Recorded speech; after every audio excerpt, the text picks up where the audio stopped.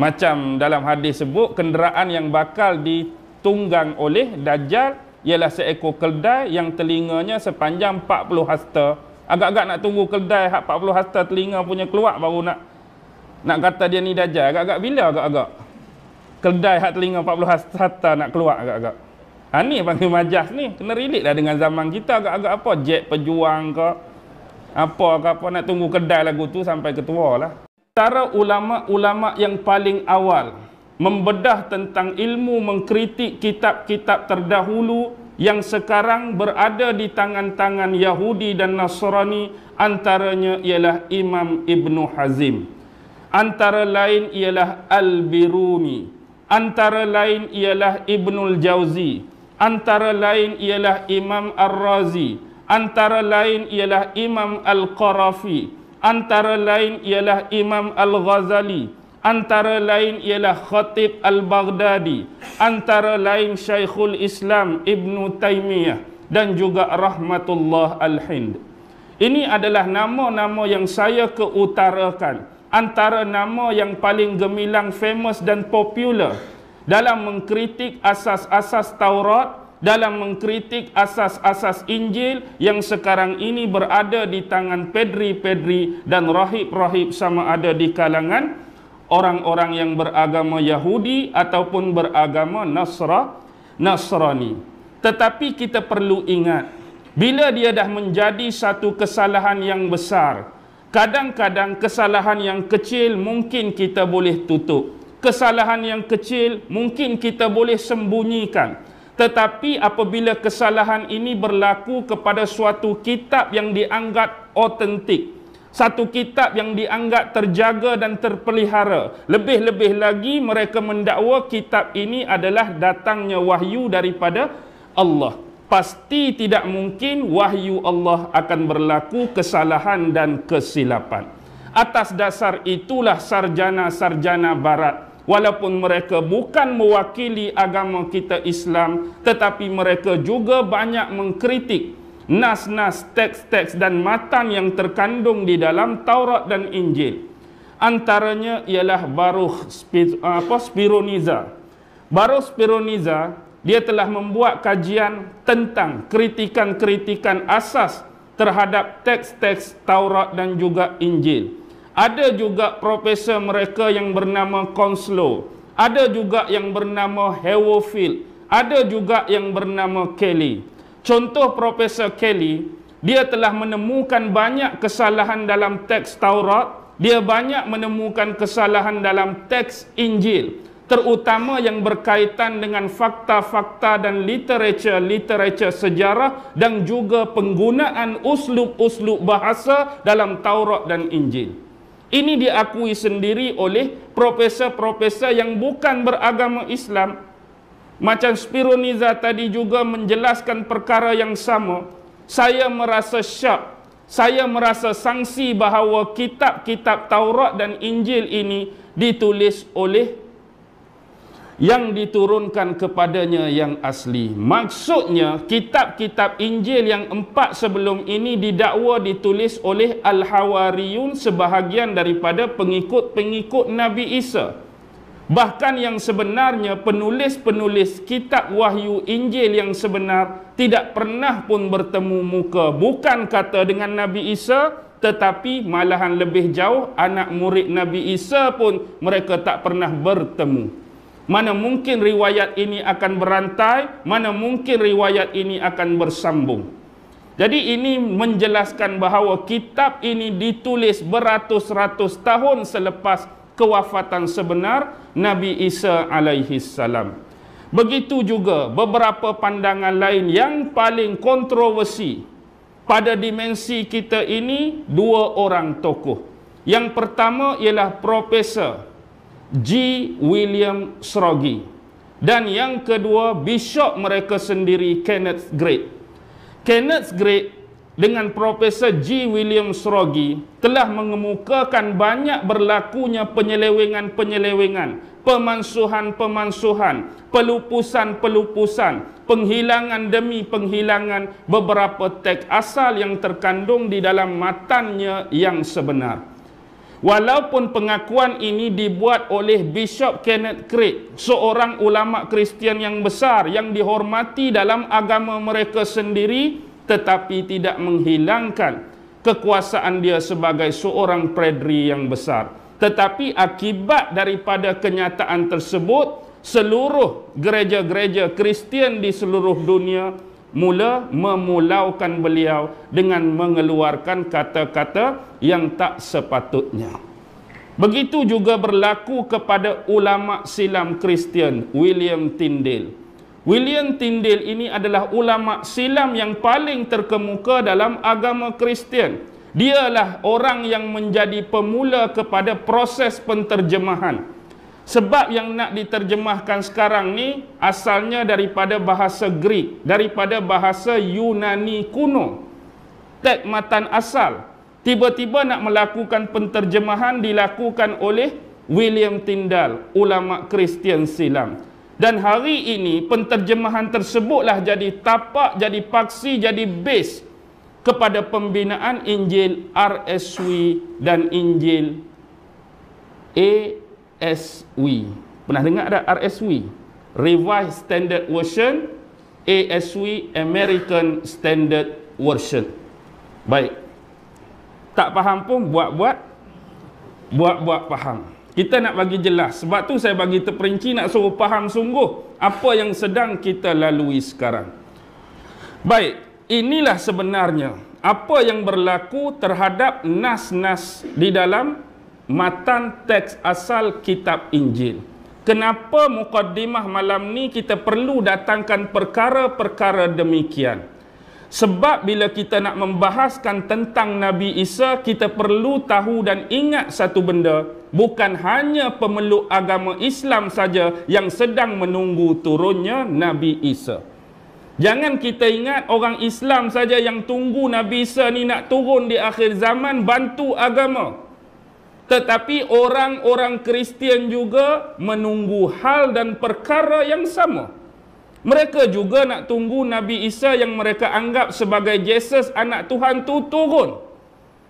Jadi otomatik kita perlu cari satu persamaan ataupun suatu benda yang berbeza di antara bentuk pegangan akidah dia berkenaan dengan Isa dan bentuk pegangan akidah kita dengan Isa.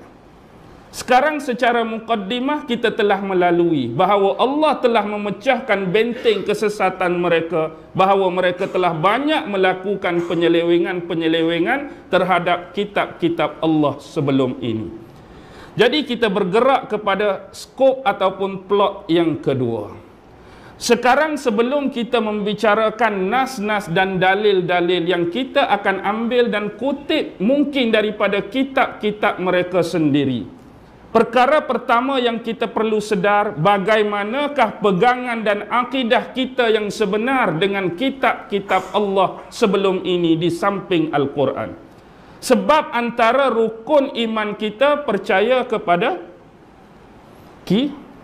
kitab. Percaya kepada kitab merangkungi 4 kitab. Taurat Nabi Musa, Zabur Nabi Daud, Injil Nabi Isa dan Al-Quran Nabi Muhammad.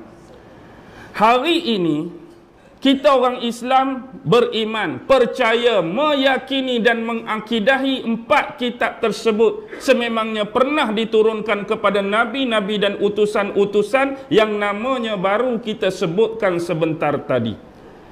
Baki lagi kami hari ini orang-orang Islam juga berkeyakinan dan berakidah bahawa 3 kitab sebelum ini sudah banyak dirosakkan, sudah banyak diselewengkan, sudah banyak berlaku pelupusan, sudah banyak berlaku pemansuhan di tangan pedri-pedri dan robai-robai dari kedua-dua agama tadi. Hanya satu kitab saja yang kekal terjaga sampai hari kiamat, iaitu Al-Quranul Karim. Sebagaimana dikeutarakan oleh salah seorang ulama mereka, Sir William Moore. Dan aku yakin dan aku bercakap atas dasar kesedaran diri dalam keadaan sioman bahawa tidak ada satu kitab ataupun buku yang paling terjaga dan terpelihara sejak dahulu sampai hari kiamat kecuali Al-Quran. Dia tak sebut Injil dia. Dia sebut Al-Quran yang paling terjaga. Baki lagi bagaimana kita nak menghadapi 3 kitab sebelum ini. Apa yang kita perlu buat ialah kami orang-orang Islam percaya dan yakin bahawa pernah wujud satu kitab yang diturunkan Allah yang bernama Taurat. Dan kami juga percaya bahawa Taurat ini dahulu pernah diturunkan kepada salah seorang Nabi dan Rasulnya yang bernama Musa melalui perantaraan Jibril alaihi salam. Dan tetapi kami tidak beriman, kami tidak percaya, kami tidak yakin bahawa kitab Taurat yang berada di tangan-tangan pedri-pedri dan umat-umat Yahudi sekarang adalah Taurat yang sebenar sebagaimana yang pernah turun pada Nabi Musa terdahulu. Kami hanya percaya kitab Taurat tu wujud suatu ketika dulu Allah pernah turunkan kitab ni pada Nabi Musa. Hak tu kami yakin, kami percaya. Tetapi kalau orang Yahudi bangun hari ini angkat Taurat dia dan klaim inilah Taurat yang asal dan asli, kami tak percaya, kami tak beriman dengan Taurat yang ada pada tangan kamu pada hari ini. Kerana bila kita buka kitab Taurat, dalam kitab Taurat tu ada 5 buah kitab. Taurat tu satu, dalam tu ada 5 buah kitab. Pertama dia sebut the book of Genesis, kitab penciptaan. Yang kedua, the book of Exodus, kitab penghijrahan. Kisah Nabi Musa berhijrah, pembelahan Laut Merah, meninggalkan bumi Mesir, pi ke semenanjung Sinai. Kitab ketiga ialah the book of Leviticus, iaitu kisah Bani Lewi. Sebahagian daripada anak-anak Nabi Yakub. Anak Nabi Yakub tu ada nama Lewi dalam 12 orang tu. Yang keempat ialah the book of Numbers, kitab bilangan, menceritakan peristiwa Nabi Musa dan Nabi Harun bilang jumlah umat Bani Israel yang terselamat daripada penyeberangan Laut Merah tu. Ada berapa ratus ribu jumlah. Ni kes pembilangan. Yang kelima ialah the book of Deuteronomy, iaitu kitab penggandaan, berupa amalan-amalan tertentu, ibadat-ibadat tertentu dan beberapa ritual di dalam agama Yahudi. Hari ini kalau kita buka Taurat yang kita panggil the Old Testament, 5 itulah yang ada. 5 buah kitab tu. Tetapi bagaimana ada yang terlebih sejarah Nabi-Nabi, bagaimana ada yang terlebih sejarah-sejarah dan literature, legenda-legenda agung di dalam agama Yahudi Bani Israel. Baik, nak bagi mudah faham, sebenarnya kitab sebenar bagi orang Yahudi dinamakan Tanakh. Tanakh tu, bawah tu ada 3. Taurat, Nevi'im dan Ketuvim. Oh, pening lagi Ustaz. Tak apalah, buat pening. Taurat, Nevi'im, Ketuvim. Dari Taurat ambil pangkal Nevi'im, Ketuvim tu terhasilnya perkataan Tanakh tadi. Taurat tu hak 5 tadilah. Kalau Nevi'im tu kisah Nabi-Nabi, hak selepas kematian dan kewafatan Nabi Musa dan Nabi Harun, cerita start zaman Nabi Yusha, campur 2 orang lagi, campur zaman raja-raja merintah, campur zaman hakim-hakim dia memerintah, masuk Nabi Sulaiman, masuk Nabi Daud tu, tu bawah sejarah Nabi-Nabi. Lepas tu yang Ketuvim tu cerita pasal sejarah dan literature mereka bersama legenda-legenda yang pernah hidup masa hayat dan zaman mereka. Itu dinamakan Tanakh. Ni dipanggil undang-undang bertulis. Maksudnya kitab tadi digazet dan ditulis. Tapi orang Yahudi juga percaya satu lagi undang-undang oral, undang-undang lisan. Yang ni dinamakan kitab Talmud. Pernah dengar kitab Talmud?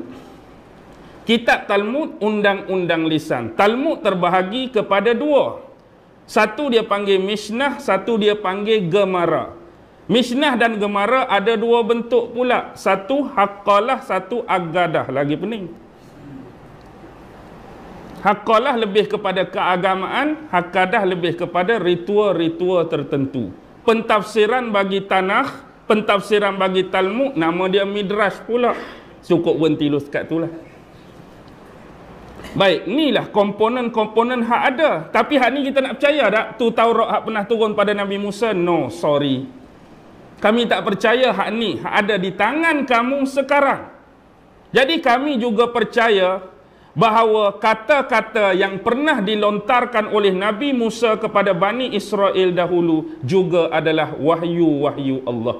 Kami percaya hak Nabi Musa cakap dekat Bani Israel dulu, sebahagiannya adalah wahyu Allah. Tetapi hari ini kami tak percaya yang menjadi penulis dan pengarang kepada Genesis, yang menjadi penulis dan pengarang kepada Exodus, penulis kepada Deuteronomy, penulis kepada Number, penulis kepada Leviticus, bukannya Nabi Musa. Hak tu hang sendiri yang karang, hak tu hang sendiri yang buat. Tu sikap kita orang Islam terhadap Taurat. Begitu juga dengan kitab Nabi Daud, Zabur. Kita percaya wujudnya kitab yang nama Zabur yang pernah turun pada hayat dan kehidupan Nabi Daud. Tetapi kami tak percaya Zabur ataupun nama lain dia Mazamir ataupun Mazmur atau bahasa Inggeris disebut Psalm, P-S-A-L-M.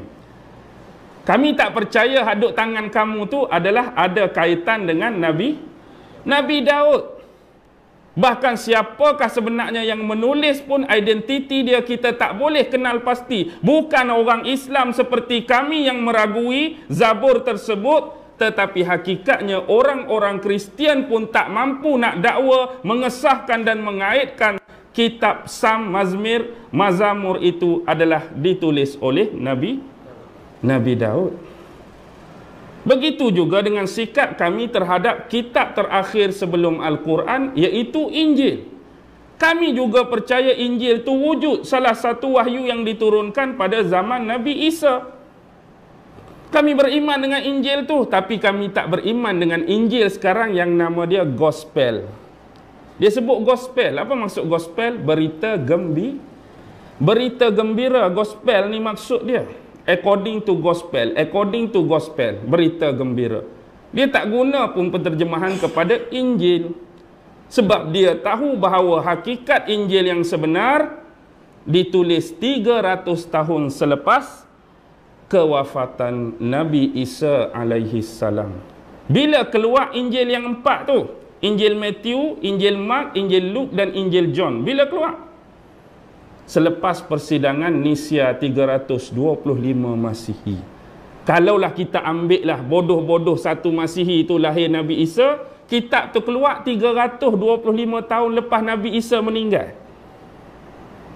325 ni bukan kata penulis tu sempat suruh muka dengan Nabi Isa, dengan anak murid pun tak ada. 300 tahun ni banyak generasi dah berlapis di situ.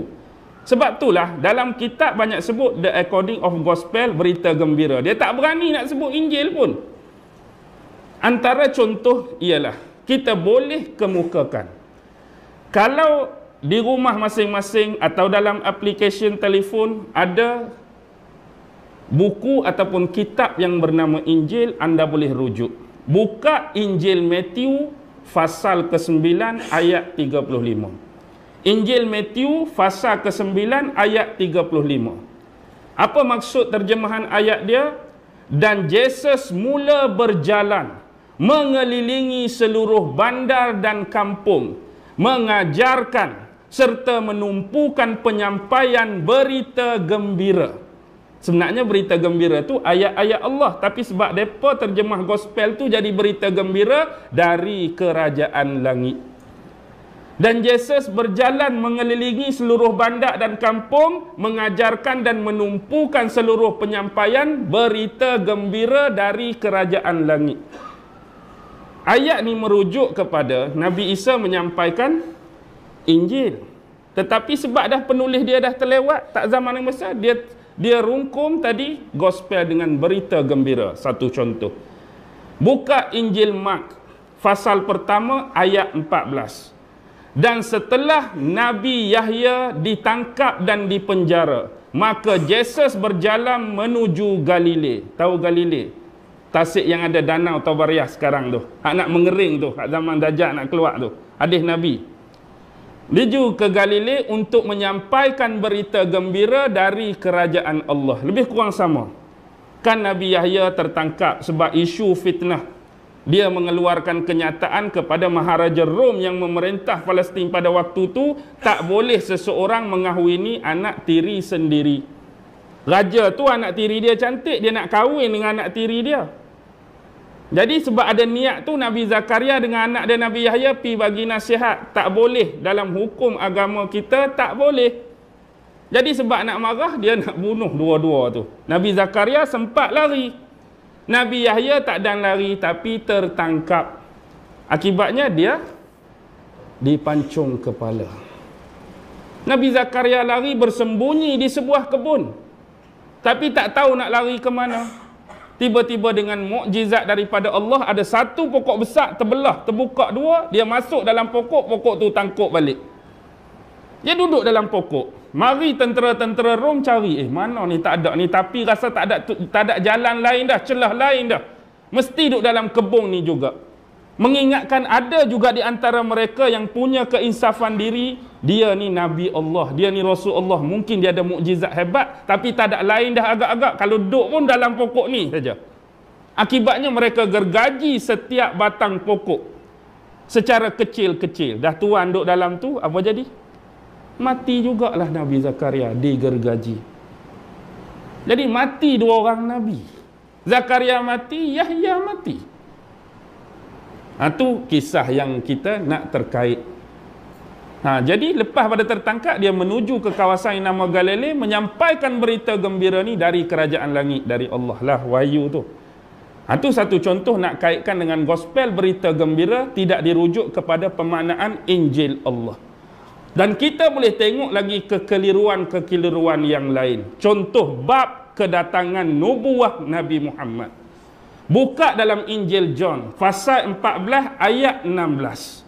Di dalam tu sebut perkataan Yesus, aku akan berdoa dan memohon kepada Tuhan Bapa agar mengutuskan seorang penenang yang lain kepada kamu, agar dia dapat membimbing kamu selamanya. Injil John pasal 14 ayat 16. Seolah-olah Yesus berdoa dan nak minta pada Allah Tuhan Bapa agar mengutuskan kepada kamu penenang yang lain. Penenang tu asal perkataan tenang lah. Sebab apa? Sebab bahasa Inggeris, baik RSV, Revised Standard Version, ASV, American Standard Version, ataupun AV, Authorized Version, ataupun versi King James sendiri pun menterjemahkan penenang dengan The Comforter. Comforter bahasa Inggeris memanglah penenang. Tapi kalau rujuk sebelum diterjemah dalam bahasa Greek Yunani kuno, kita akan jumpa kalimah hak dia letak comforter tu, parchalete. Parchalete dalam bahasa Greek Yunani kuno bermaksud yang terpuji. Siapa agak-agak yang terpuji ni? Nabi Muhammad, Rasulullah sallallahu alaihi wasallam. Tetapi nak melindungi juga, nak menafikan parchalete itu Nabi Muhammad, dalam version Arab dicetak di Beirut, Lubnan, Darul Kitab Muqaddas. Dia mengemukakan makna bagi The Comforter tadi dalam bahasa Arab, mu'izun, iaitu yang dicintai. Nak lari juga, nak menafikan juga yang parchalete itu adalah Nabi Muhammad sallallahu alaihi wasallam. Injil John pasal 14 ayat 16. Begitu juga tentang kelahiran yang bukan makhluk. Pelik. Benda tu lahir tapi bukan makhluk. Rujuk juga Injil yang sama, Injil John pasal ketiga ayat ke-16. Injil John pasal 3 ayat 16. Dan Yesus, dia adalah seorang anak yang dilahirkan daripada Tuhan Bapa yang tunggal. Tetapi dia dilahirkan bukan makhluk. Pelik. Jesus tu dia cerita anak yang lahir daripada Tuhan Bapa yang tunggal, tetapi yang dilahirkan itu bukan makhluk. Rujuk Injil John pasal 3 ayat 16. Hak ni yang jadi pening ni. Tetapi bila kita tengok terjemahan dalam RSV, Revised Standard Version, di Inggeris, di Eropah, mereka meletakkan yang bukan makhluk sebagai His only begotten Son. His only begotten Son. Tetapi dalam versi Arab Lubnan, dia mendatangkan yang dilahirkan itu makhluk kepada Allah. Jadi bila makhluk kepada Allah, versi terjemahan dia akan bertukar the begotten Son of the Father. Jadi satu kata bukan makhluk, satu kata makhluk. Hak mana betul? Ini hakikat Nabi Isa ni. Hakikat Nabi Isa makhluk ke bukan makhluk? Kalau nak kata dia tu makhluk, dia pun sama macam kita, manusia biasa. Cuma darjat dan kedudukan dia Nabi dan Rasul. Tapi kalau nak kata bukan makhluk, maksudnya mereka nak merujuk dia tu anak Tuhan. Tetapi khilaf ni berlaku dalam kitab dan penterjemahan dia sendiri. Jadi ulama-ulama dia pun peling, saling berkhilaf, saling tak sama pendapat dalam isu penterjemahan. Tetapi inilah yang menjadi punca sebenar, tarikan kepada ayat ni nak mengatakan bahawa Allah itu mempunyai anak, tu saja. Ayat ni nak kata Allah mempunyai anak. Rujuk dengan Al-Quran kita, buka surah Maryam 88 sampai ayat 92. Apa Allah kata? Dan sesungguhnya mereka mengatakan kepada Tuhan Ar-Rahman bahawa Allah itu mempunyai anak. Ni Quran cerita, ayat Allah sendiri. Mereka kata, aku ni Allah mempunyai anak. Dan amat besarlah kemungkaran yang telah mereka lakukan. Sampai hampir langit itu pecah, bumi itu terbelah, dan gunung ganang runtuh dengan ucapan tadi. Ada satu kaum, ada satu puak yang kata Allah ada anak, Allah gambarkan. Betapa besarnya kemungkaran yang mereka buat sampai Allah gambarkan nak pecah langit-langit. Nak runtuh langit-langit, nak pecah, nak terbelah bumi, nak runtuh gunung ganang sebab ucapan Allah ada anak. Dan itulah yang mereka sifati terhadap Allah yang bersifat pengasih, bahawa dia mempunyai anak. Maryam 88:92. Tengok. Tu bab nak kata Allah punya anak. Sebab kita cerita pasal siapa malam ni? Pasal Nabi Isa. Satu lagi paksi indoktrin tentang akidah dia, matematik ala Kristian. Trinity. Trinity boleh buka kitab Injil John 1. Tadi John saja. Dia ada John 2, John 3. Rokok John tak ada lah. John 1 pasal 5 ayat yang ke-7. John 1 pasal 5 ayat yang ke-7. Dan mereka semua telah melihat mereka bertiga. Mereka semua telah melihat mereka bertiga. Merujuk kepada Tuhan Bapa, kalimahnya iaitu Nabi Isa dan Ruhul Kudus. Bertiga di ataslah langit. Dan ketiga-tiga mereka itu adalah satu. Ni nak mengaitkan dengan akidah Trinity. Dan mereka tu merujuk kepada orang-orang Yahudi. Mereka nampak apa? Nampak mereka bertiga. Oh, nampak gambaran paparan di langit. Tuhan Bapa, kalimah dia Nabi Isa dan Ruhul Kudus. Tapi mereka ketiga-tiga tu adalah satu. Cuma kita perlu ingat, ini kitab Injil John 1 pasal 5 ayat 7. Yang ada ayat ini cuma Bible AV, Authorized Version saja. Authorized Version saja. Tapi bila kita rujuk RSV, Revised Standard Version, ayat ni dah dibuang. Hari ni buka sebab segala paksi segala base nak buat kitab-kitab Injil yang 1500 jenis tu bukan berpandukan kepada ASW, bukan berpandu King James, bukan berpandu kepada AV, tapi berpandu kepada RSV. Tetapi yang ada ayat ni cuma dalam auto revised version. Dalam revised standard version tak ada, dibuang dah. Tapi sebab ni base dia, pasal apa mereka buang ayat ni? Patut ayat ni lah paling dibanyakkan untuk mengekalkan doktrin Trinity. Jawapan kita masih kabur, kenapa mereka membuang ayat ini? Tetapi berterima kasihlah kepada pengolah dan penterjemah RSV sebab anda sendiri yang dah buang ayat ni daripada kitab Injil anda. Pening ke tak pening setakat ni? Bukan pening faham ni, tengok pemahaman agama mereka, pening. Sa Isa makhluk tak makhluk, Trinity. Baik, kita tengok satu lagi tempat. Sebagai contoh tentang masalah ekskensi. Tahu tak ekskensi ni apa? Masalah Isa naik ke langit. Masalah Isa naik ke langit. Sebelum tu, bila kita tengok hal Trinity tadi, teringat saya dalam surah An-Nisa ayat 171. Siapa yang hafal Quran sini, ayat 171, wala taqulu salasah intahu khairal lakum innamallahu ilahun wahid subhanahu an yakuna lahu waladullah.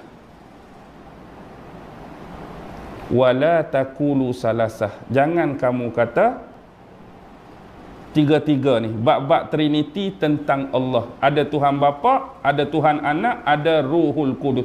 Intahu, sekiranya kamu berhenti bersembang, berhenti bercakap, berhenti membicarakan soal ini, khairal lakum, tu lebih baik bagi kamu. Jangan duk pandai-pandai nak campur aduk tentang isu ni dalam akidah, dalam agama. Kamu berhenti cakap hal ni, kamu berhenti sembang hal ni, jangan masuk campur hal ni, tu lebih baik bagi kamu. Innamallah ilahun wahid. Sesungguhnya Allah itu Allah yang satu, Allah yang tunggal, Allah yang esa. Subhanahu, maha suci Allah, yang bahawa Allah ini an yakuna lahu waladullah, bahawa Allah mempunyai anak. Baik, bila kita sebut masalah ekskensi sebagai contoh, masalah Isa naik ke langit, dalam kitab Taurat campur dengan dalam tanah tadi, campur Taurat, campur Nevi'in, campur Ketowin, dia ada 24 kitab. Tetapi dalam perjanjian baru yang kita namakan New Testament, dia cuma ada 17 kitab. Walaupun 17 kitab, beratus dalam tu ayat, beribu dalam tu ayat, tapi cuma 2 ayat saja hak cerita pasal Nabi Isa naik ke langit. Satu dalam Injil Mark fasal 16 ayat 19, yang kedua Injil Luke fasal ke-24 ayat ke-51. Baik, apa kata Injil Mark fasal 16 ayat 19? Dan sesungguhnya ketika Tuhan selesai berbicara dengan mereka, ni merujuk kepada mereka berfikiran Nabi Isa ni mereka salib, kemudian dikuburkan, mereka yakin hari ketiga Nabi Isa bangkit hidup kembali tu. Ni peristiwa lepas Nabi Isa bangkit kembali, sebelum dia naik, dia berjumpa dengan pengikut-pengikut dia. Ni kisah dia jumpa ni. Dalam Injil Mark fasal 16 ayat 19, dan ketika Tuhan merujuk kepada Nabi Isa, selesai bercakap dengan mereka, dia pun naik ke langit dan duduk bersebelahan di sisi kanan Tuhan Bapa. Lah ni seolah-olah bagi dia Nabi Isa naik duduk di kanan Tuhan. Tunggu nak turun saja. Allah kata turun. Tu keyakinan dia dalam Mark. Manakala dalam Luke fasal 24 ayat 51. Dan apabila Tuhan memberkati mereka, bila Nabi Isa bercakap memberkati mereka, dan dia mula menjauhkan diri, dan kemudian dia mula menuju naik ke langit. 2 ayat ni saja dalam 17 kitab. Daripada 4 kitab besar tu, ni je masalah ekskensi tentang Nabi Isa. Tetapi apapun bila ayat ni ada, walaupun hatta Quran sekalipun satu ayat, kita kena beriman, kita kena yakin. Nampak di sini walaupun dua ayat, mereka percaya bahawa Nabi Isa ni seolah-olah dibunuh, disalib, hari yang ketiga hidup balik, dan sekarang ni Allah naikkan dia. Yang ni samalah dengan kita. Duduk di sisi Allah sekarang dalam syurga dia, sampai masa dia akan turun. Dia pun tunggu, kita pun tunggu. Dia tunggu, kita pun tunggu. Tu. Jelas dah sini? Okey, baik. Bila kita dah jelas tentang isi-isi kitab tersebut, percanggahan demi percanggahan, itulah keimanan, itulah akidah, itulah kefahaman, itulah keyakinan sebenar tentang Nabi Isa bagi akidah orang-orang Kristian. Berbeza dengan kita orang-orang Islam lain. Orang-orang Islam, Nabi Isa ni macam mana? Nabi Isa dibunuh, disalib ke naik terus? Kita percaya lagu mana? Dia percaya ditangkap, disalib tu sekali lah, mati dibunuh. Kemudian hidup hari yang ketiga, naik balik. Kita dan tangkap ke tak dan tangkap? Tak dan tangkap kan? Cuma Allah menyerupakan pengkhianat Yahuda tu jadi rupa sama macam rupa Nabi Isa, Allah angkat dia. Di mana Allah sebut pasal ni? Buka dalam surah An-Nisa 157 158. Wa qaulihim inna qatalnal Masiha Isa ibn Maryam Rasulullah. Tapi dia kata apa? Tidak dibunuhkan. Wala qataluhu wala salabuhu walakin syubbiha lahum. Wa innal ladzina ikhtalafu fihi lafi syakkin min ma lahum bihi min ilmin illa tiba'azzan wala qataluhu yakina. Bal rafa'ahu Allahu ilaih innallaha wa kana Allahu azizan hakima. An-Nisa 157 158. Wa qaulihim, dan mereka berkata, inna qatalnal Masiha Isa ibn Maryam, sesungguhnya kami telah bunuh Al-Masih, gelaran bagi Nabi Isa, anak kepada Maryam ni kami dah bunuh. Tu kenyataan daripada orang-orang Kristian. Dan itu jugalah anggapan Maharaja Rom dan orang-orang Yahudi yang bersekongkol dalam konspirasi nak membunuh Nabi Isa. Tetapi apa kenyataan Allah? Wa ma qataluhu, tidak sesekali kamu membunuh Nabi Isa. Wa ma salabuhu, tidak sesekali kamu menyalibnya. Walakin syubbiha lahum, tetapi kamu ini keliru. Kamu ini jadi samar-samar tentang hakikat sebenar siapa orang yang kamu bunuh tu. Dianya dirupakan, disamakan wajahnya sama seperti Nabi Isa. Wa innal ladzina ikhtalafu fihi, dan sesungguhnya orang-orang yang berikhtilaf, berbeza pendapat padanya pada kejadian membunuh dan menyalib Nabi Isa tu, lafi syakkin min, mereka itu hanya syak wasangka saja. Mereka pun duk main agak-agak, duk main syak saja. Ma lahum bihi min ilm illa attiba'azzan, sesungguhnya mereka tak mempunyai ilmu dan pengetahuan tentang hal sebenar yang berlaku kecuali ittiba'azzan, hanya mengikut sangkaan-sangkaan, agak-agak saja. Wa ma qataluhu yakina, dan dia tidak membunuh Nabi Isa secara tetap, yakin dan pasti pun. Hakikat sebenar siapa di situ? Bal rafa'ahu Allahu ilaih, bahkan Allah sebenarnya telah mengangkat Nabi Isa kepadanya. Wa kana Allahu azizan hakima, azizan yang maha berkuasa, hakima yang maha bijaksana. Betul tak penggunaan kedua-dua nama Allah dalam situasi kisah ni? Satu bijak, satu berkuasa. Memang Allah berkuasa kalau nak menaikkan Nabi Isa. Dan Allah bijak dalam perancangan dia sampai Yahudi, sampai Maharaja Rom, sampai orang Kristian tertipu dan bermain dengan prasangka dan agakkan masing-masing. Mereka pun rasa tak yakin hak sebenarnya siapa yang mereka bunuh. Okey, faham? Baik. Sekarang kita tengok. Bila mereka menyangka, mereka menyalib dan membunuh Nabi Isa, kemudian Nabi Isa dikuburkan. Pada hari yang ketiga, sebelum masuk hari ketiga, Nabi Isa ditangkap pada malam Jumaat tengah malam. Kalau hari ni Khamis, malam ni malam Jumaat tengah malam, Nabi Isa kena tangkap. Esok waktu petang Jumaat, dia disalib dan mati terbunuh. Sebab itu dalam istilah agama Kristian, dia ada hari yang disebut Good Friday, memperingati hari penyaliban Nabi Isa alaihissalam. Seolah-olah bagi dia pasal apa? Good Friday. Seolah-olah Isa mewakili anak Tuhan menjadi penebusan dosa kepada seluruh umat manusia.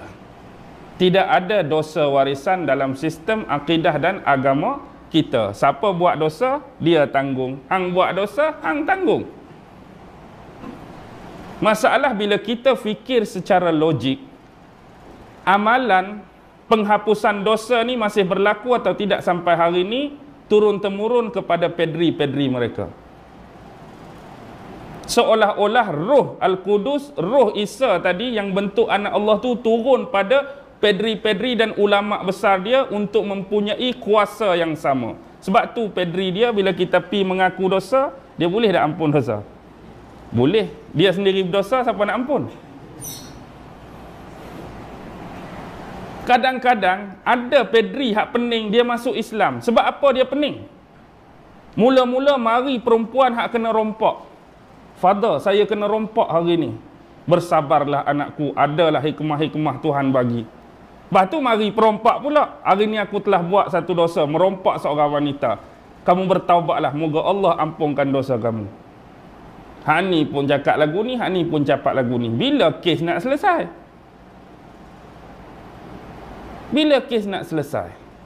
Hakikatnya, kalaulah mereka berupaya mempunyai kuasa mengampunkan dosa, logik atau tak logik, perlu lagi penjara dalam dunia hari ini.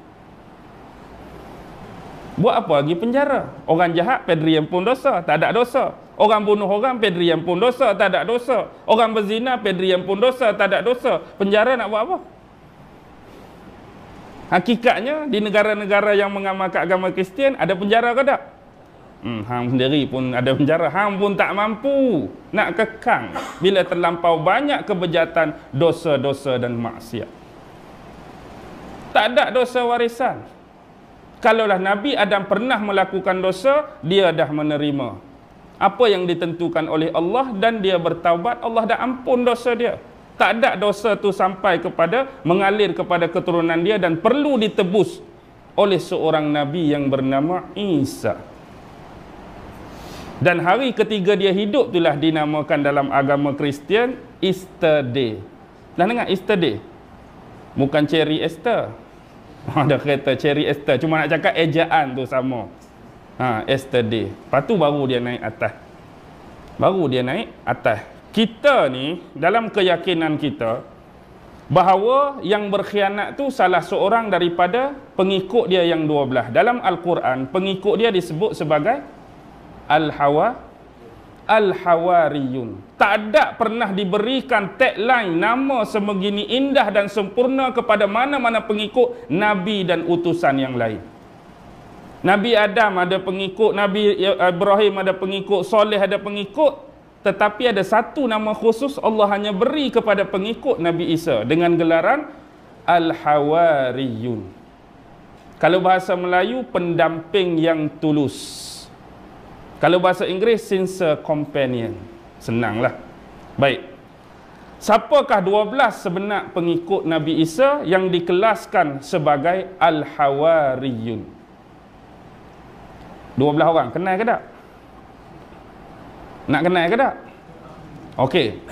Yang pertama, nama dia ialah Peter. ataupun disebut Petros. Petros atau Peter. Sekarang ni kalau kita pergi di Vatican City, dia ada satu jalan depan pejabat port paling besar, Saint Peter Basilica. Jalan tu nama Saint Peter Basilica, dan depan tu ada tiang obelix yang tinggi. Tahu tiang obelix? Tiang yang tinggi saja-saja, tak ada bendera, tak ada apa. Tu dipanggil tiang obelix. Depan dia tu ada jalan Saint Peter Basilica. Saint Peter nah yang didakwa membawa apa? The keys of kingdom of heaven. Kunci syurga yang sebenar.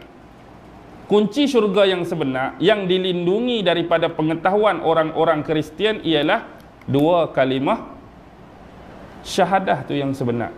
The keys of kingdom of heaven, asyhadu an la ilaha illallah wa asyhadu anna Muhammadar Rasulullah. Peter ataupun Petros, ataupun disebut sebagai Petros bar Yohanan, ataupun Simon bar Yohanan. Nama betul dia Simon, tapi orang kemudian panggil Peter atau Petros. Simon bar Yohanan merujuk kepada orang yang sama. Yang kedua, Al-Hawariyu, nama dia James. Mak Saleh dia letak nama James. James atau juga disebut Yohanes. James atau Yohanes di sini bukan merujuk kepada batang tubuh Nabi Yahya, bukan batang tubuh Nabi Yahya. James atau Yohanes yang kedua. Yang ketiga, John.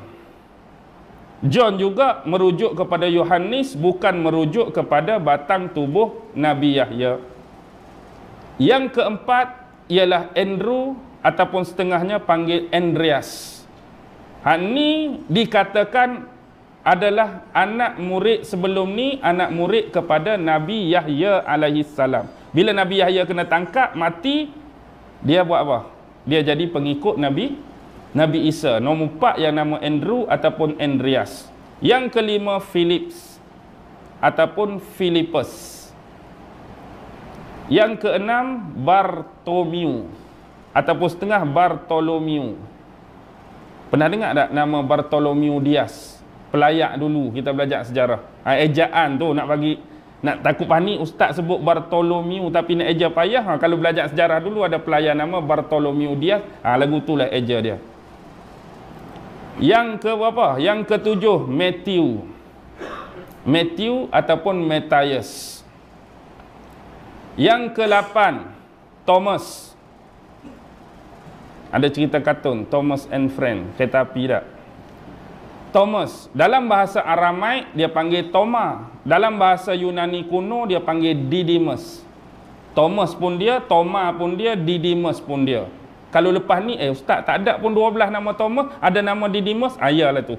Ustaz tak ada pun nama Didymus, tak ada pun nama Thomas, ada Thoma, ayah dia juga. Cuma lahjah, dialek, fonetik dituturkan berbeza. Berapa dah? 8. Yang ke-9, James juga sama macam nombor 2, tapi yang ni James anak Aspius. Yang nombor 1, James anak Zabidi. Nombor 1, James anak Zabidi. Yang nombor 9, nombor 9 ke 8? 9. Ke 8 baru? 9 dah. 9, James anak Aspius. Yang ke-10. Betul ke tu? Cuba kira balik. Peter, James, John, Andrew, Philip. Philip 5 kan? Philip 5. Lepas Philip, Bartholomew. Lepas tu yang ke-7, Matthew. Yang ke-8, Thomas. Yang ke-9, James. Yang ke-10 ialah ni nak sebut ni.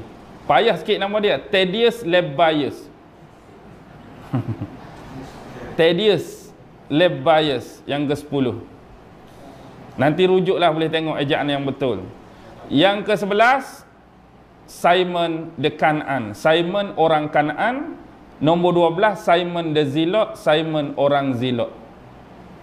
Nombor 13 tu, dia 12 je, hak pengkhianat ni. Pengkhianat ialah Yahuda Ishkanuti, ataupun Inggeris sebut Judas Iskariot.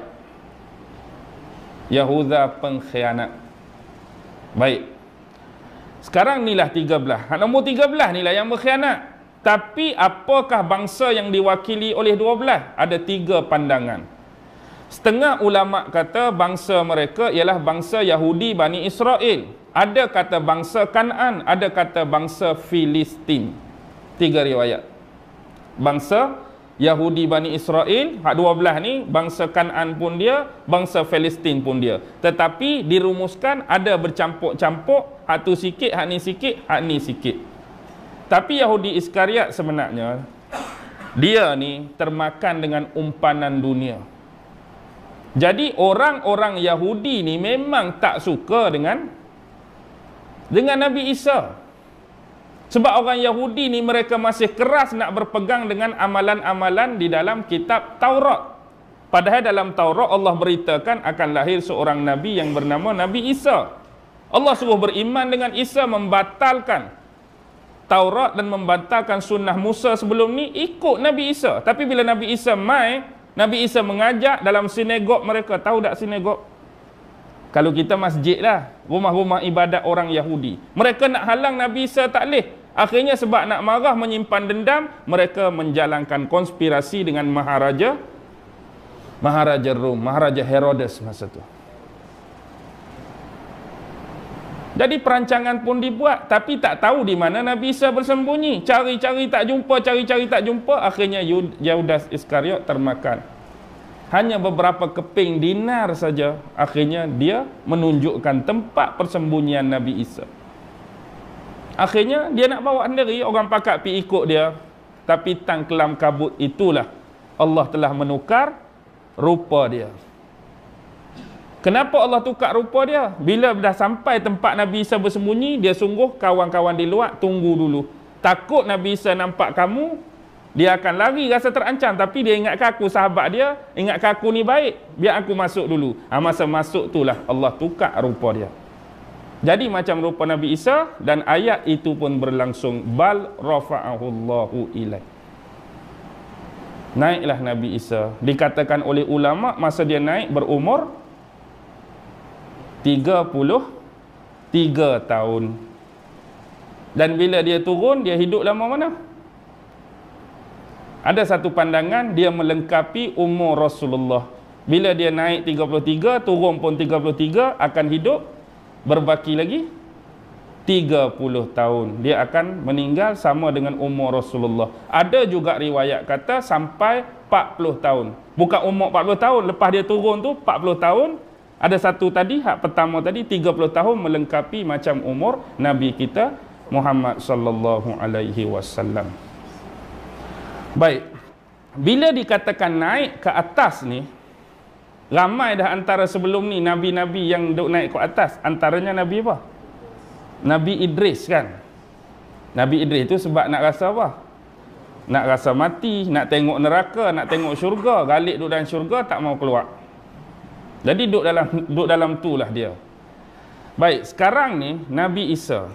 Ada satu, ni saya nak sebut tentang ilmu saintifik moden. Ilmu saintifik moden ialah bila kita naik semakin tinggi, masa akan bergerak makin laju atau makin perlahan. Bila kita naik tinggi, masa makin laju ke makin perlahan? Hakikatnya makin tinggi kita naik, masa akan menjadi makin perlahan. Masa akan jadi makin perlahan. Dan bila sampai kepada tahap tertentu, dia jadi infinity. Tidak ada lagi nilai masa bagi alam dan dimensi tersebut. Contoh, saya seorang angkasawan. Saya ni angkasawan. NASA kata, Ustaz terpilih untuk menjadi angkasawan contoh tahun ni. Jadi hadiah dia boleh naik ke bulan selama 30 tahun. Oh, lama. Ustaz duduk di bumi pun tak ada benda lain, duduk mengajak saja. Hantarlah 30 tahun. Tak. Jadi saya pi ni umur 27. Bayangkan, umur saya 27. Hak dia kata tadi nak hantar saya waktu dunia ni 30 tahun. Saya pun bersiap-siap nak pi, tinggal seorang anak kecil berumur 3 tahun. Saya 27, tinggal anak 3 tahun. Saya pun naik lama dah ni, 30 tahun. Anak pun duk tunggu ni, besar dah anak. Bila dah 30 tahun, anak jadi umur apa? 33. Bapak ni janji 30 tahun, tak turun-turun. Tiba-tiba turun sungguh.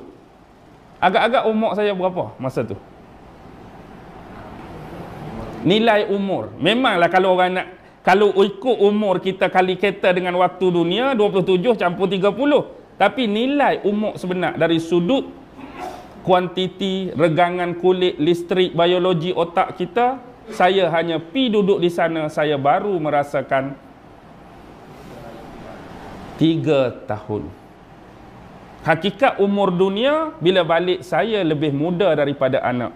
Saya pi 27, balik sebenarnya baru umur 30. Anak dah 33. Tu pun kalau pi 30 tahun, setakat ni tak ada lagi lah orang pi 30 tahun. Sebab itu, bila makin tinggi, masa tengok bergerak makin perlahan. Dah terlari berapa tu? Dah terlari 10 tu jadi 1 tahun makin tinggi. Orang duk tunggu 20, kita baru rasa 2 tahun. Orang duk tunggu 30, kita baru rasa 3 tahun. Hakikatnya kalau lagi tinggi, masa akan jadi infinity. Sebab itu nisbah bagi Allah. Masa tak berlaku. Yang berlaku dahulu, sekarang dan kemudian pada Allah ke pada kita? Pada kita. Allah nilai dia statik sama.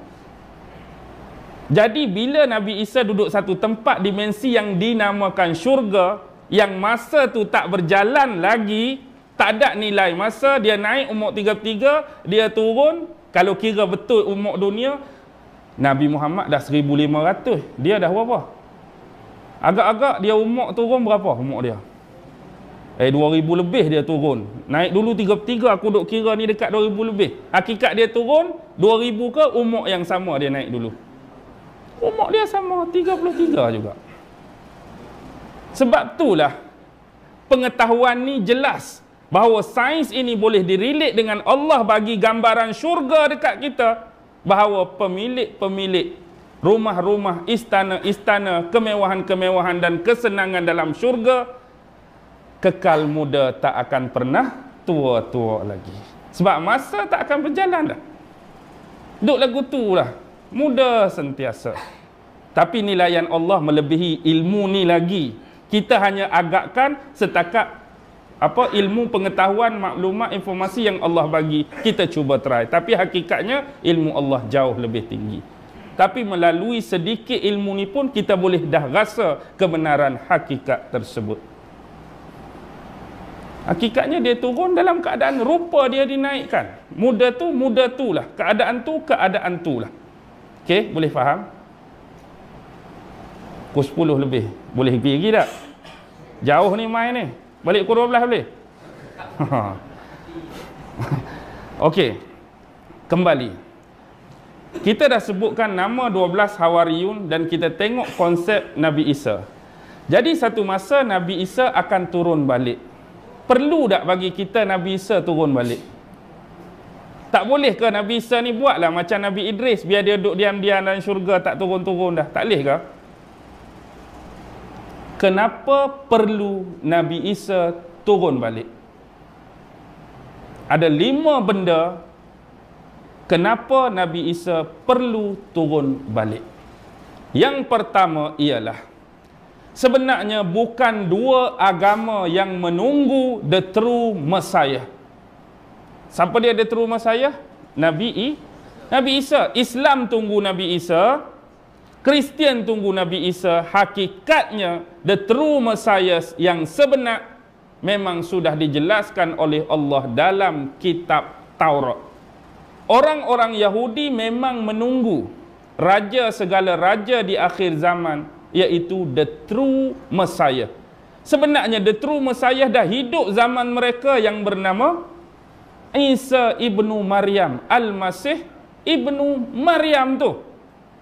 Tetapi mereka cuba buat andaian. Sebab the true Messiah akan hidup kekal sampai ke akhir zaman. Dan andaian ini berbaloi bila mereka cuba melakukan konspirasi dengan Maharaja Rom dan Yahudi-Yahudi yang lain, kalaulah Isa ni dah yang sebenarnya the true Messiah, pasti dia tak akan terbunuh, pasti dia tak akan kena salib. Padahal itu dah yang sebenar. Tapi dia nak uji teori dia, mereka mengandaikan, kita try hak ni, tiba-tiba Allah. Kita ingat ke dia dah the true Messiah? Ingat ke dia dah Isa yang betul? Jesus yang betul? Tapi hakikatnya kena tangkap pun tak boleh nak buat apa. Kena katuk kepala pun tak boleh nak buat apa. Kena salib pun duk menangis. Nak kena bunuh pun duk mengaduh. Eli, Eli, lima sabaktani. Bapak-bapak, pasal apa kamu tinggalkan aku? Perkataan waktu dia sedang mengeluh di salib. Hakikatnya ni bukan orang yang sebenar. Padahal walakin syubbiha lahum tadi. Hak ni dah hak dia duk tunggu tu. Tapi sebab bagi dia, Allah, takkanlah kita sendiri boleh bunuh orang hebat ni. Dia mati, dia kena salib. Tu. Hakikatnya sekarang pandangan mereka mula terlontar kepada the false Messiah. Bila Messiah sebenar terabai, the false Messiah akan muncul, iaitu Abang Bujal. Bujal. Ingat tak Bujal? Komik masa kita kecil-kecil dulu. Sebelum Bujal tu Bambino kan? Tu zaman saya tu Bambino, Bujal. Okey, Dajjal. Sekarang Dajjal lah yang akan menggantikan tepat the true Messiah di sisi penganut-penganut Yahudi Zionis. Dan Nabi Isa perlu turun untuk apa? Untuk kita kata the revenge of fallen lah. Nak membalas dendam balik pengkhianatan yang telah dilakukan oleh orang-orang Yahudi terhadap dia dulu. Yahudi bersekongkol, Yahudi berkonspirasi dengan Maharaja Rom dan orang-orang yang ada pada waktu tersebut yang bersifat jahat, bersifat dengki, cuba melakukan pengkhianatan terhadap dia. Tapi waktu tu Allah angkat dia, tak ada peluang. Ni peluang dia turun, balas balik pengkhianatan tersebut. Dan tak ada umat lain yang patut disalahkan dan dikenakan dalam isu ni kecuali Yahudi. Dan yang paling penting, membunuh ketua mereka yang mereka anggap the true Messiah tapi the false Messiah, iaitu Dajjal. Sehebat kita hari ini, setinggi mana teknologi kita, sepandai mana kita berperang, bertarung dan berpencak silat, Dajjal bukan lawan bagi kita. Dan pembunuh yang sebenar bagi diri Dajjal cuma Nabi Isa. Kita hanya cuma boleh mempertahankan diri mengelak fitnah Dajjal. Batang tubuh Dajjal untuk sampai terbunuh yang dia bukan mainan kita. Baik. Sekarang nombor satu, kenapa dia perlu turun? Inilah dia. Untuk membasmi orang-orang Yahudi. Sampai hari ini orang Yahudi dah bersiap sedia di bumi Israel dengan menanam pokok-pokok gharqad. Dalam hadis Nabi, pokok ni boleh bercakap, batu pun boleh bercakap. Hei orang-orang Islam, mai belakang aku ni, mai celah pokok aku ni. Ni ada orang Yahudi duk bersembunyi, duk berselindung. Tu tahap core dah orang Yahudi dikejar, orang Yahudi dihambat, orang Yahudi dibunuh sepenuhnya. Mereka dah sedia. Tahu mana mereka pokok gharqad? Mereka lebih pantas. Mereka lebih banyak mengkaji tentang hadis Nabi berbanding orang Islam sendiri.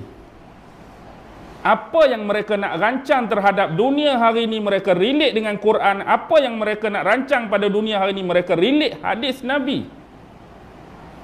Mereka tengok peredaran dan kronologi setiap hadis, mereka cuba larikan isu yang sebenar. Contoh, kalau Nabi kata akan jadi lagu ni, mereka kalau boleh cuba alihkan pandangan biar jadi lagu lain. Tu kerja Yahudi.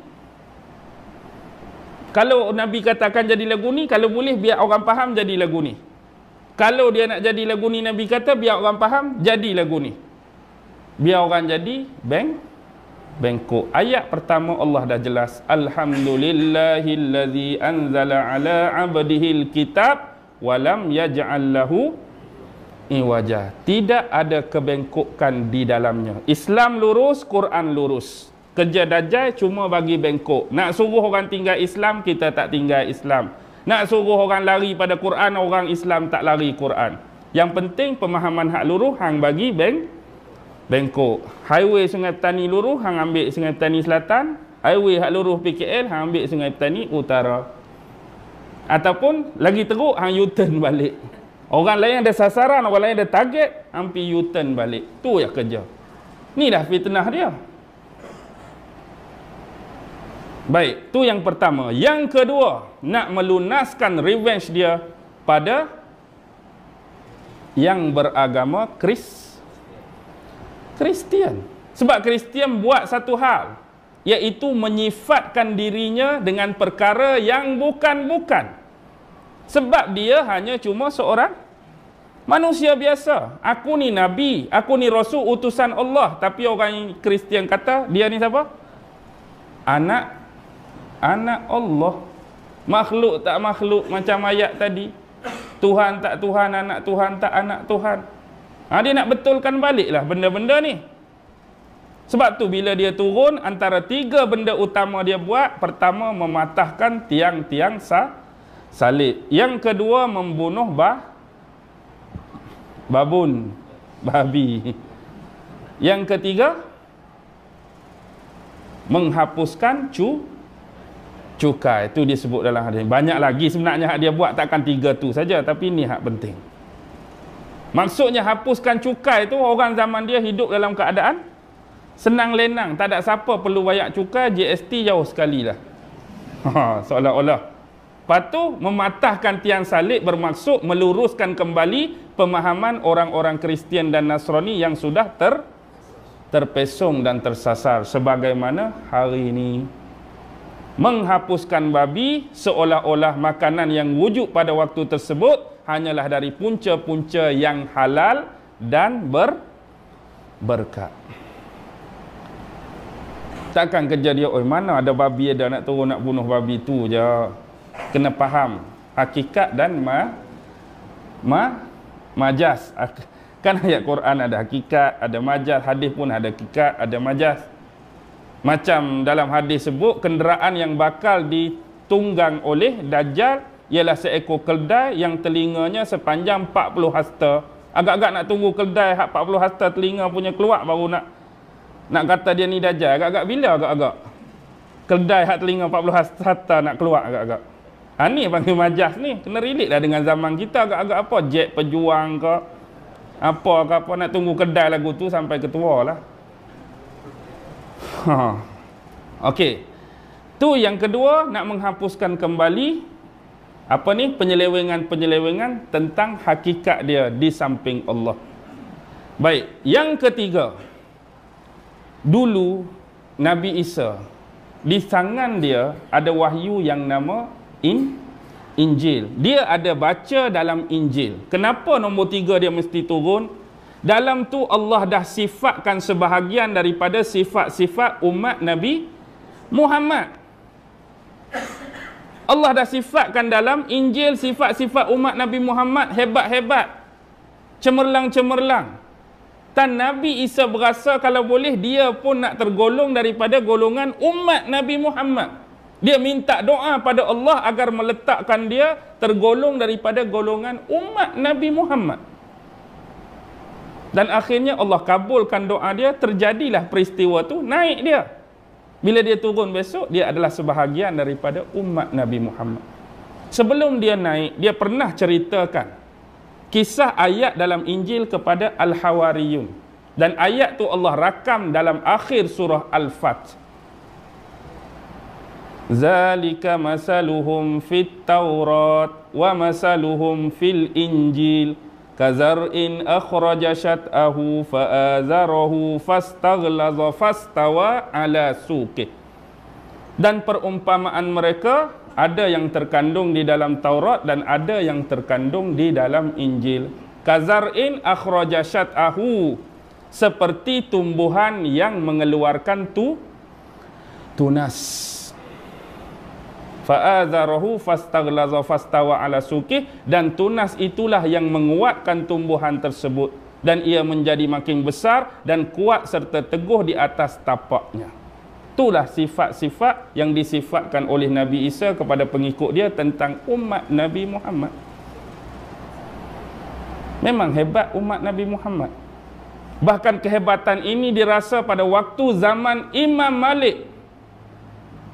Imam Malik pernah mendengar kata-kata daripada penganut-penganut agama Kristian zaman dia, bila waktu tu tentera-tentera Islam berjaya menawan bumi Syam. Tentera-tentera Islam berjaya tawan bumi Syam, dah keluar perkataan-perkataan daripada penganut agama Kristian, sesungguhnya sahabat-sahabat Muhammad ini jauh lebih baik daripada 12 orang Hawariyun di dalam agama kami. Itu zaman Imam Malik. Bagaimana pula pendapat Imam Zahabi dalam kitab dia Tajrid Asma' As-Sahabah? Dalam tu dikatakan Nabi Isa seorang Nabi, Nabi Isa seorang Rasul, dan Nabi Isa juga adalah seorang sahabat. Tang mana masa bila Nabi Isa jadi sahabat? Dia minta dengan Allah nak jadi sebahagian daripada umat Nabi Muhammad. Dan Allah tunaikan permintaan tersebut. Ingat tak pada peristiwa Isra' dan Mi'raj? Nabi naik langit pertama, langit pertama Nabi Nabi Isa dah langit pertama. Nabi Adam. Langit kedua Nabi Yahya dengan Nabi Isa. Langit ketiga Nabi Yusuf. Langit keempat Nabi Idris. Kelima Nabi Harun. Keenam Nabi Musa. Ketujuh Nabi Ibrahim. Dia dah jumpa di langit kedua dengan Nabi Yahya dan Nabi Isa, dan mereka saling mengucapkan salam. Dia dah salam, dia dah jadi sahabat. Dan kita pun tahu bila dah jadi sahabat Nabi, tak ada orang lain dah. Sahabat Nabi yang terakhir meninggal automatik jatuh kepada Nabi Isa alaihi salam. Itu kata-kata dan pandangan Imam Zahabi dalam kitab dia Tajrid Asma' As-Sahabah. Baik. Seterusnya yang keempat, kenapa Nabi Isa mesti turun? Kerana umurnya sudah makin hampir dan mendekati ajal dia dah. Sebab turun tu tak lama dah lah. Hadut atas tadi tak bergerak, bila turun start dah lah bergerak balik.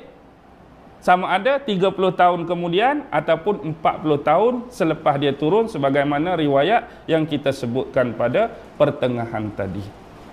Seseorang yang berasal dari tanah, pasti kepada tanahlah dia akan kembali.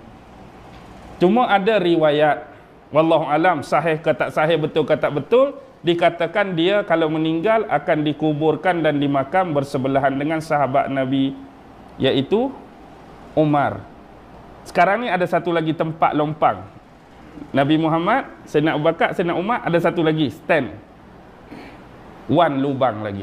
Dikatakan setengah riwayat, disitulah dia akan dikebumikan. Melengkapi keempat-empat ni, Nabi mati umur 63, Abu Bakar mati 63, Umar mati 63. Kalau betul riwayat pertama tadi, dia 30 tahun, dia pun akan meninggal 63. Cuma riwayat ni tak pasti, betul ke tak betul, saya tak pasti. Tapi ada ulama yang menyebutkan tentang perkara ini. Yang lebih mengetahui, Allah lah yang paling tahu bila dia nak meninggal. Allah lah yang paling tahu di mana tempat dia nak meninggal. Yang pasti dia akan meninggal. Fa iza jaa ajaluhum la yastakhiruna sa'atan wa la yastaqdimun. Apabila sampai ajal seseorang, tidak dilewatkan walau satu saat, tidak dipercepatkan walau satu saat. Pandai dah Allah balaghah dia. Bila sampai ajal seseorang, dia tak pelewat satu saat, tak percepat satu saat. Bab mati ni dia sebut apa dulu? Pelewat ke cepat? Sebab orang ni bila sebut hal mati, dia nak mati cepat ke nak mati lambat? Itu kata kesenian balaghah Quran. Allah pun sebut dah. Dia tidak pelewat. Memang sebut hal mati, tak ada orang nak mati cepat. Angkat tangan, siapa nak mati esok? Tak ada. Kalau boleh 100 tahun lagi Ustaz. Kalau boleh 50 tahun lagi. Tak puas lagi hidup atas dunia. Begitulah manusia bila berhadapan dengan istilah kematian. Yang terakhir ni, sebab nak menunjukkan bahawa diri Nabi Muhammad lebih mulia daripada diri dia sendiri. Bukan kerana Allah simpan dia di langit dan turun akhir zaman, dia lebih mulia. Tak. Inilah nak cakap Nabi Muhammad lebih mulia. Sebab satu masa dulu dia dah cerita benda yang sama sebagaimana dia sebut sifat Nabi Muhammad. Buka surah Shaf ayat 6. Wa idh qala Isa bin Maryam ya bani Israel inni rasulullahu ilaikum musaddiqan lima baina yadayyat Taurat wa mubasysyiran bi rasulin mim ba'dismuhu Ahmad. Ketika mana Isa alaihi salam al-Masih ibnu Maryam telah mengeluarkan kata-kata di depan Bani Israel, ya Bani Israel, wahai orang-orang Bani Israel, inni Rasulullah ilaikum, sesungguhnya aku ini seorang utusan, seorang nabi, seorang rasul bagi kamu, musaddiqan lima baina yadayat Taurat, dan aku datang ini untuk membenar dan mengesahkan kitab yang sebelum ni turun sebelum aku, iaitu kitab Taurat, wa mubasyiran bi rasulin, dan untuk menyampaikan berita gembira tentang seorang rasul mim ba'di, yang akan datang lepas padaku, ismuhu Ahmad, nama dia Ahmad. Nabi Muhammad lah Ahmad tu. Dia bagi tahu dah. Sama tak dengan ayat dalam John pasal 14-16 tadi, aku berdoa, aku nak minta dengan Tuhan Bapa agar mengurniakan kepada kamu seorang penenang yang akan menjadi pembimbing kamu selamanya. Selamanya merujuk kepada tak akan ada lagi nabi dan rasul selepas ni. Jadi inilah kelima-lima sebab mengapa Nabi Isa perlu turun. Baki lagi, bila yang ditunggu oleh kita dan Kristian adalah the true Messiah, bagaimana perkiraan Dajjal tentang the false Messiah. Dan Dajjal, bila dia nak mengaku diri dia sebagai juga the true Messiah, dia mesti mempunyai sifat-sifat yang sama yang dipunyai oleh Nabi. Orang lain nak tunggu Nabi Isa ni, dia nak menyamak saja. Jadi dia sebagai Nabi Isa yang sebenar nak turun ni, dia perlu ada sifat yang sama. Nabi Isa dulu tengok, hidup zaman Nabi Isa ni hidup zaman orang hebat apa? Zaman Nabi Musa orang hebat ilmu sihir. Zaman Nabi Isa orang hebat ilmu apa? Ilmu perubatan. Bab-bab penyakit, bomoh-bomoh, tabib-tabib, doktor-doktor. Sebab tu mukjizat Nabi Isa, ambil tanah, kepai-kepai, jadi gambar burung, kemudian dia tiup roh, hidup. Boleh menyembuhkan orang buta, boleh menyembuhkan penyakit kusta, boleh menghidupkan orang mati. Mukjizat dia tu nak lawan tabib-tabib, ahli-ahli perubatan hebat masa tu sesuai dengan mukjizat dia. Jadi dia akan dikenang dengan mukjizat tersebut. Kalau Dajjal nak claim dan dakwa dia the true Messiah, dia perlu ada sifat yang sama. Dan hari ini kita kena pandai memerhati apakah yang akan dia bawa. Pertama, kita perlu faham Yahudi ni adalah yang cukup cekap dalam mengeluarkan barang-barang dalam bentuk material. Hari ini mereka dianggap sebagai pengeluar, dan pengguna adalah siapa? Kita lah. Oh, macam-macam lah. Handphone, kereta, rumah, macam-macam lah dia. Tapi dia ada cara nak bagi kita terfitnah. Dia ada cara nak bagi kita lalai. Mula-mula kereta Proton Saga, tak dan bayar baru 2 tahun dia buat keluar kereta. Dia buat kereta Persona pula. Oi, Persona lagi cantik, hak ni baru 2 tahun tak habis bayar. Trade-in lah, trade-in. Tukar kita. 2 tahun tak apa lagi. Hak ni 8 tahun nak habis, dia pergi buat keluar Preowei pula. Lagi cantik, lagi power. Trade-in lagi. Lepas tu apa dia, Inspira, lepas tu tak berhenti. Sebenarnya benda-benda tu dah ada dah rancangan di depan tu, dia buat keluar lambat. Dia nak suruh orang sentiasa teruja macam telefon. Tak ada seminggu keluar model lain ke tak? Kita baru beli, kita rasa hak ni lah peralatan perisian yang paling hebat, tak ada dah. Tiba-tiba ada lagi lah pula, lagi hebat, kena tukar pula. Tak berhenti. Tapi bagi kita faham, biarlah telefon cokiak 33 sekupang pun janji boleh telefon, boleh hantar mesej, dengar suara. Baling anjing pun boleh mati. Kalau hak ni pecah berderai dah. Itulah sifat dia. Nak suruh kita hidup, cari duit, kejak dunia, nak penuhi dengan benda-benda ni. Hari ni berlaku ke tak? Berlakulah. Ingat hadis Nabi, dia kata Dajjal akan datang bawa fitnah kepada kamu seumpama segunung roti. Agak-agak hakikat ke majas tu? Gunung roti ni di India dengan Pakistan bolehlah dia buat. Contoh kalau kita kata ambil hakikat. Mari Malaysia ni tak berapa nak berkenan dah. Bab-bab roti ni makan tapi bukan gaya dia. Dia akan bawa fitnah seumpama segunung roti. Roti ni nisbah bila Nabi sebut roti ni makanan utama bagi orang Arab. Punca rezeki. Anda terfikir tak satu benda yang berlawanan daripada maksud sebenar ni? Dia akan datang bawa fitnah segunung roti. Fitnah ni ada setengah ulama kata, ni pandangan ulama, boleh jadi betul, boleh jadi salah. Tapi dia membuat pandangan, ialah bentuk ilmu yang dia serapkan kepada kita sekarang.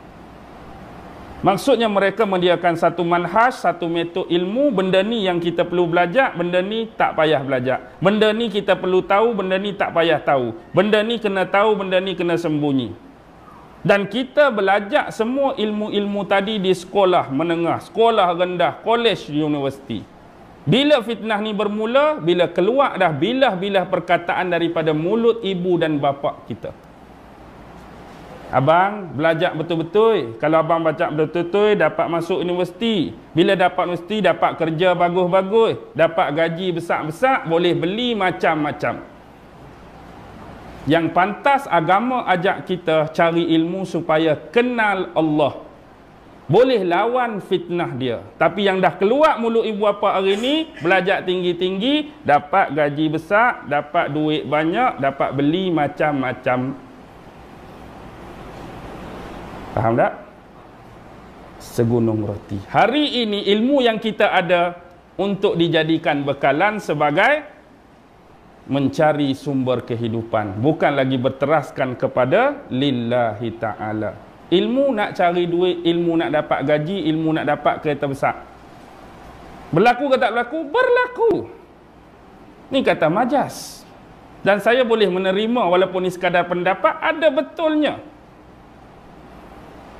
Tapi kita tak faham, duk tunggu bila agak-agak segunung roti nak main ni tak. Siapalah nak uli, siapalah nak kamal semua ni. Negara ni segunung, negara ni segunung, negara ni segunung. Selagi kita duk bermain dengan lafaz hakikat. Nak lagi ke nak berhenti? Nak lagi ke nak berhenti ni? Nak lagi? Alang-alang tak? Okey. Sekarang ni kita tengok konsep Dajjal tadi. Pertama, kita perlu ingat, pernah dengar tak The Blue Beam Project? Oh, sudahlah Ustaz. Blue Beam apa pula ni? Hak kita tahu Scooby-Doo saja dah. Blue Beam Project ni projek raksasa. Hasil kerjasama NASA dengan Perserikatan Bangsa-Bangsa Bersatu. Antara bawah Blue Beam Project ni, kalau dahulu ada Philadelphia Project, ada Montauk Project tahun 40-an dengan tentera-tentera dia. Tapi sekarang ni, di awal 90-an, antara dalam projek The Blue Beam ialah pembinaan HAARP Antenna Transmitter. Tahu HAARP? Pernah dengar HAARP? HAARP. High Frequency Active Auroral Research Program. Tempat dia di mana? Di Gekona, Alaska. Ada juga di Jicamarca di Peru. Tapi yang paling besar di Gekona, Alaska. Satu alat HAARP ni dia boleh buat macam-macam. HAARP boleh buat gempa bumi. HAARP boleh buat ribut taufan. HAARP boleh buat kemarau. HAARP boleh buat salji. HAARP boleh buat jadi bumi gersang. HAARP juga boleh buat tsunami. Faham? Maksudnya cuaca hari ini boleh dikawal oleh mereka. Dan kita faham dengan satu benda yang Nabi sebut tentang kehebatan Dajjal. Satu masa bumi ini akan jadi gersang. Dan dia akan menawarkan pertolongan kepada kita. Siapa yang bekerjasama dengan aku, mengaku aku jadi Tuhan, bumi kamu hak gersang, aku akan kembali suburkan. Lawan aku, tak mau percaya dekat aku, kekallah dalam keadaan ni. Dan Nabi sebut makanan utama bagi umat Islam hari itu cumalah zikir. Dia boleh buat tak kemarau? Dia boleh buat gersang? Dia mungkin boleh buat dengan benda ni. Dan dia boleh menyuburkan kembali, buat hujan, buat apa pun dengan benda ni. Kalau kita tak tahu, maksudnya kita terfitnah, kita menganggap bahawa kejadian-kejadian alam ni berlaku secara tabi'i, sedangkan boleh dibuat dan boleh dirancang. Bahkan yang lebih besar berada di kawasan marine di Switzerland. LHC, Large Hadron Collider. Pernah dengar? Oh, tak pernah juga Ustaz. Ni haduk korek bumi, teras bumi sekarang ni. Large Hadron Collider ni, duduk di Switzerland tu. Baik, antaranya dengan hub juga mereka boleh buat perisian 3 dimensi berpandukan sistem hologram. Tahu hologram? Hologram kita boleh pancak gambar nampak di kaki langit. Boleh ada gambar Nabi Isa, boleh buat gambar malaikat duk pegang dia turun. Dia boleh buat tu nanti. Dan untuk menyamarkan diri, dia perlu buat benda tu dan dia perlu bersedia daripada sekarang. Hak betul-betul akan turun, tangan dia berpegang pada sayap malaikat. Nabi Isa, dia ni manusia macam kita, dia nak buat macam tu, kena buat gaya betul ke gaya tipu? Gaya tipu. Dan sekarang ni antara projek Bluebeam ialah sistem hologram tadi. Dia boleh pancak macam-macam lah. Gambar UFO nak serang bumi, kita pun jadi takut. Gambar senjata tu senjata ni, tengok filem War at the World, apa ni, filem apa lagi, Independence Day, macam-macam lah kan, jenis serangan-serangan alien dan makhluk asing. Ada ke alien ni? Agak-agak ada ke alien? Kita ni baru kenal alien. Zaman Nabi Adam dia tak kenal alien, zaman Nabi Ibrahim tak ada alien.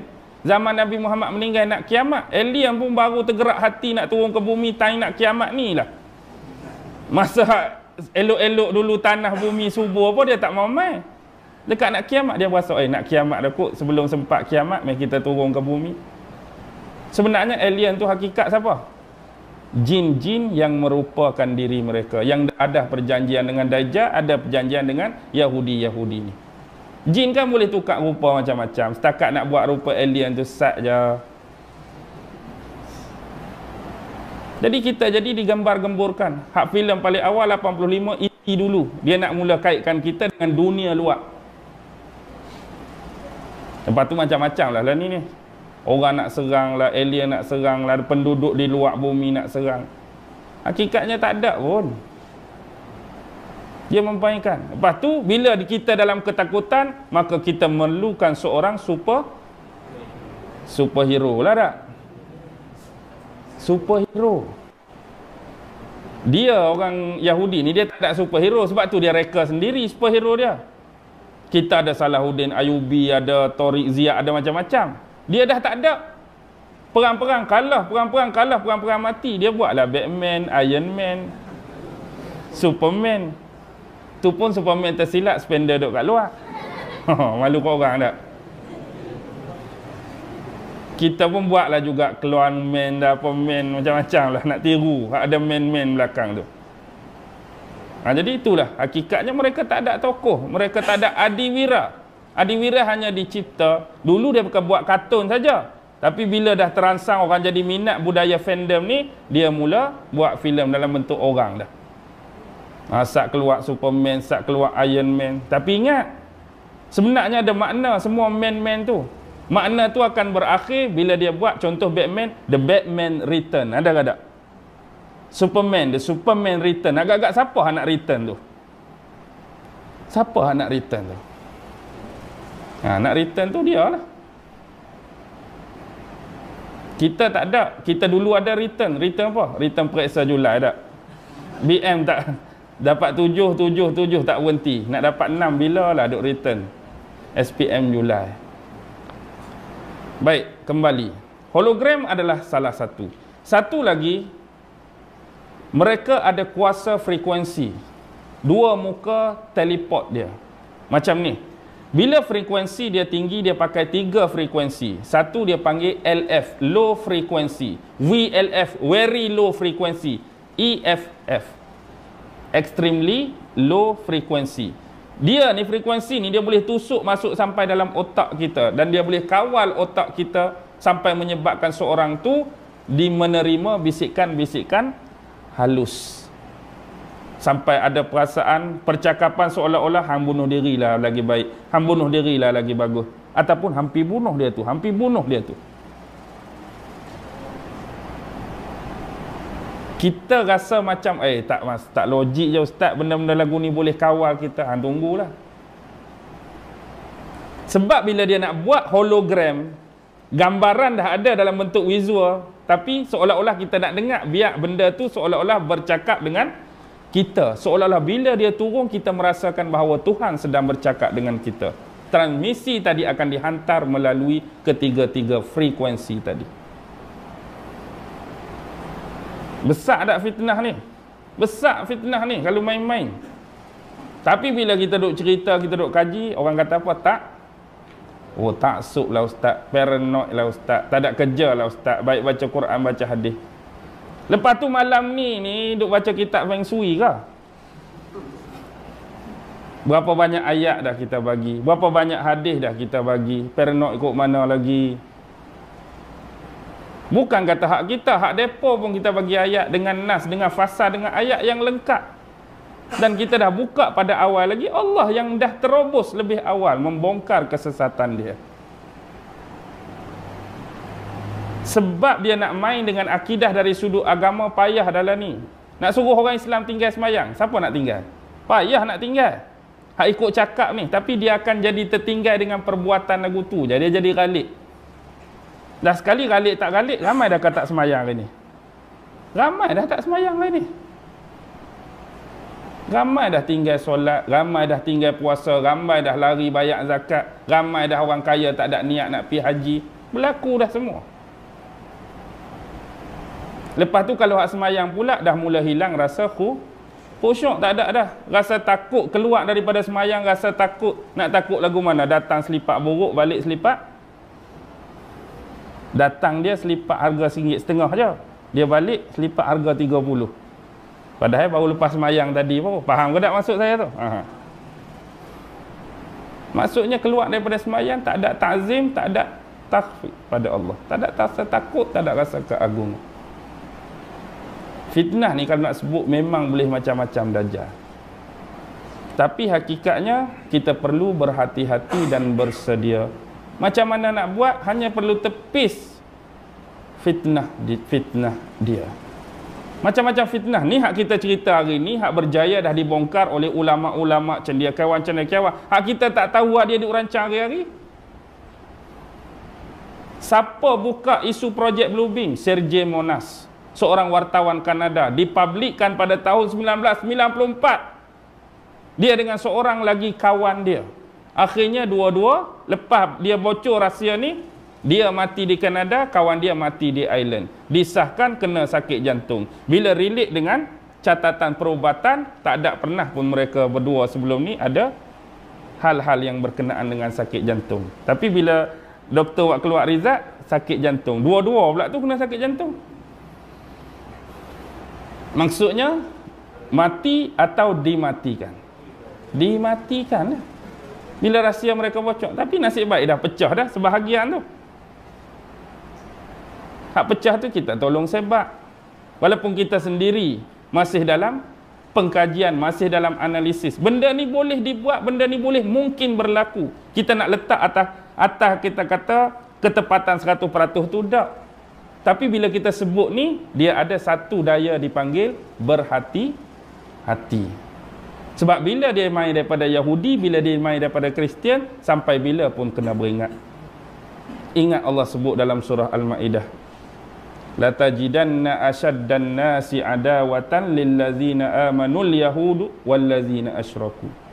Tak ada dah makhluk manusia yang paling kuat memusuhi orang Islam, orang beriman, Yahudi dan orang-orang musyrik. Sebab tu kita musuhi Yahudi hari ni, walaupun kita tak nafi ada Yahudi yang baik. Tapi yang paling kuat lawan Islam, iaitu Yahudi dan orang-orang musyrikin. Pasal apa? Pasal apa Allah marah sangat?